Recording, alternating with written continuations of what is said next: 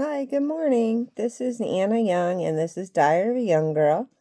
And I have my little girl with me today. Her name is Kisses. She's 18 years old. And sadly, right now, she's in the beginning stages of kidney failure. So, my time with her is limited. I'm just trying to make her as happy as I can be right now. She's still eating, but she's eating very little. And I did get some medicine for her, including some CBD oil. So if you've ever tried CBD oil on your pet, throw me a comment. Let me know how it worked for you. If you thought it worked. I'm not sure I'm seeing any changes in her yet, but I'm just trying to make her more comfortable until that ultimate day comes. Anyway, she's going to join me this morning. I'm obviously coming to you from my bed again. I just not doing well at all, physically or emotionally. I went and I saw watched the first two videos I posted, and I think I came off kind of angry. And I may have been feeling angry at that moment, but I'm not feeling angry now. And I'm not really feeling anger at all. What I'm feeling right now is just heartbreak and devastation. I don't want to go into the details about why I'm feeling that right now. I don't need to do that, but it is one of the things that prompted Diary of a Young Girl right now to go public. I feel very misunderstood, and I feel like my reputation was destroyed, and I want to repair that.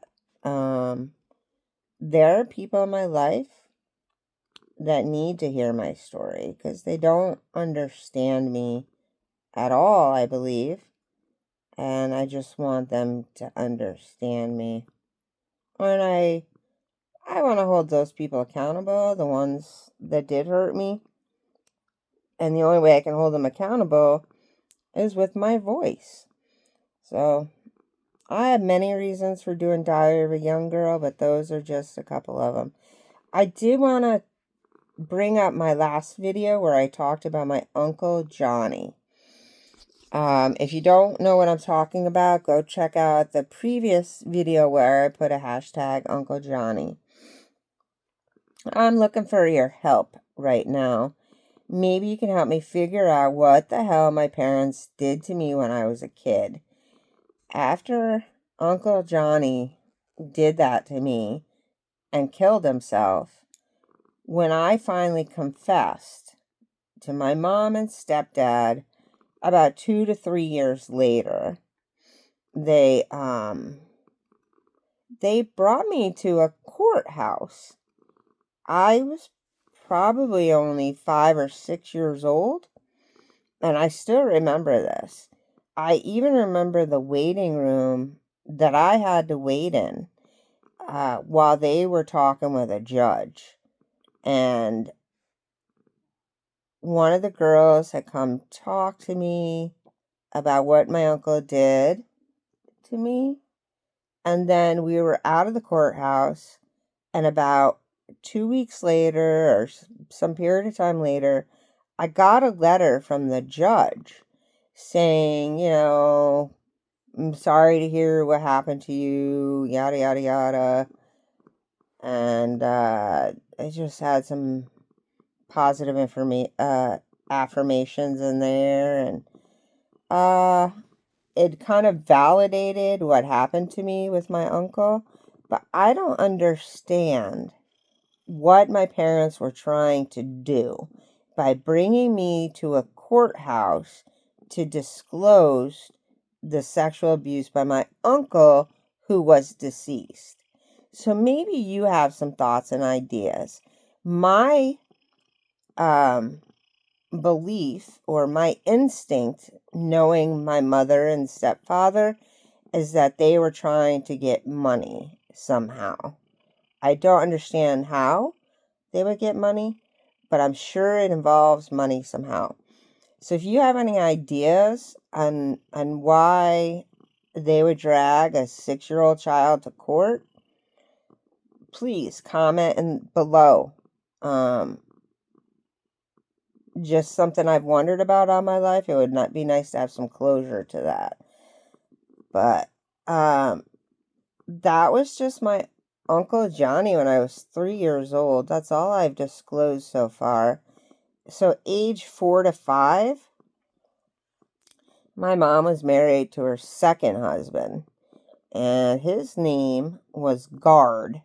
What a name, right? Guard. Such sounds so harsh and scary to me.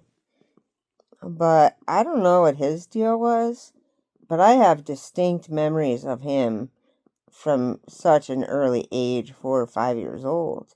He was different.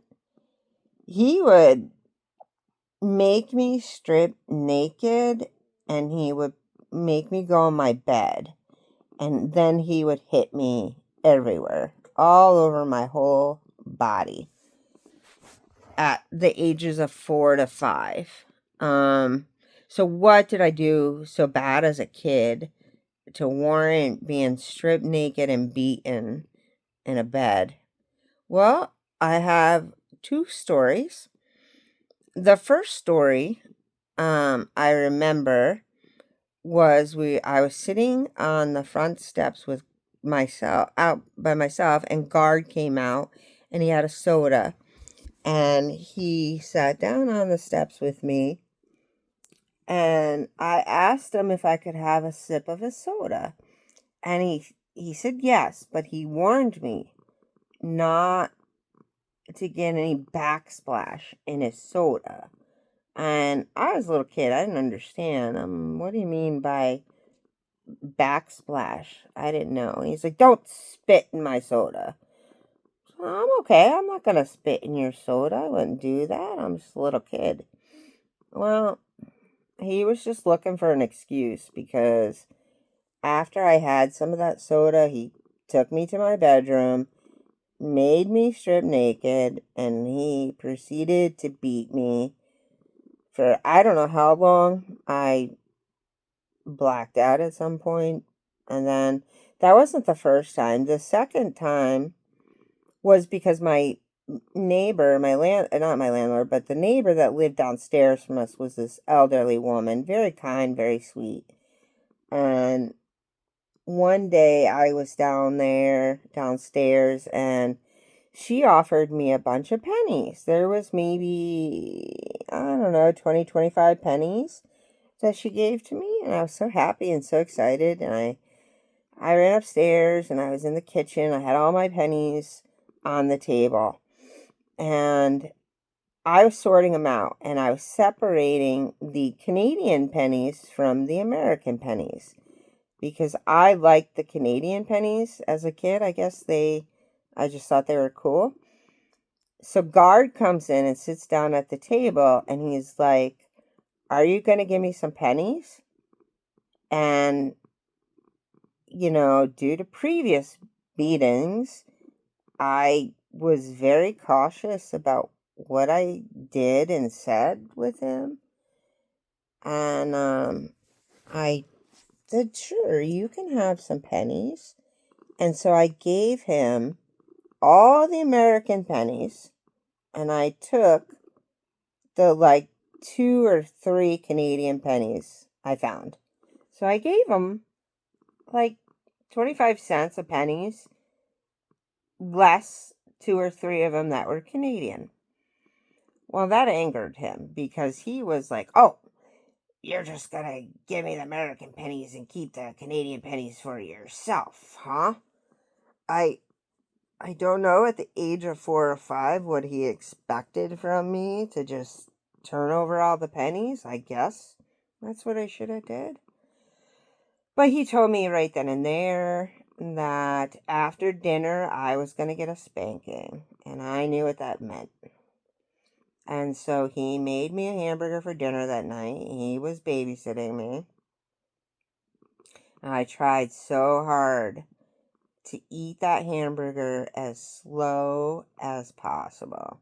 And then he told me, he said, you can eat that hamburger as slow as possible, but you're still getting a spanking when you're done. So, eventually I finished the hamburger. He brought me into the bedroom, told me to get undressed, got me in the bed, and proceeded to beat me again. This was a common occurrence with him. And then I have one other memory of him. Well, a couple more memories. One day, I don't know what I did wrong to deserve it, but I was only 4 or 5 years old, and he was wearing these steel toe work boots. Yeah, easy for me to talk. And he made me stand in the corner for some reason, and then he kicked me in my little behind with these steel toe boots. And I still remember the pain to this day. This white hot searing pain that just shot up my whole body. And I wanted to cry so bad, but he threatened me and told me if I didn't stop crying, I was going to get more of what I just got. And, you know, that saying you may have heard before, if you're going to cry, I'll give you something to cry about. So that's what I heard back then. So here I was, standing in this corner, and he just kicks me with this steel toe boot, and it hurt so bad, but I couldn't cry anymore. I had to stifle it somehow. But, so my mom says, and you can't believe a word she says. You don't know what is truth from her. But she says that she came home during one of those beatings and saw it going on. And so she took a shotgun out and threatened guard to get out. And then she divorced him. But that's not what I remember, and that's not how I recall things going down. What I remember was being in the car with my mom when she went to serve divorce papers to guard, and she was crying and sad, and she was dropping off the divorce papers at his job, and I was with her the whole time she did that, and it did not seem to have anything to do with me at all. So I don't buy this nonsense that she got a shotgun and threatened him and all that crap. This is a bunch of crap. And I know that because she went on to let her third husband beat me. So she certainly didn't try to stop the second husband if she didn't care about what the third husband did to me. So, that was my early childhood, ages 3 to 5. And it only gets worse from here. So, it's alright. I can talk about these things now without getting too emotional. But, do me a favor. Share my videos. And I only ask, I'm not looking to gain money off of this or anything like that. I don't even know about TikTok. Or how to work it yet. But I want you to share the video so that the people that need to see this video can see it. I would like my parents to see it. Guard is dead now. He died many years ago. So I forgive him.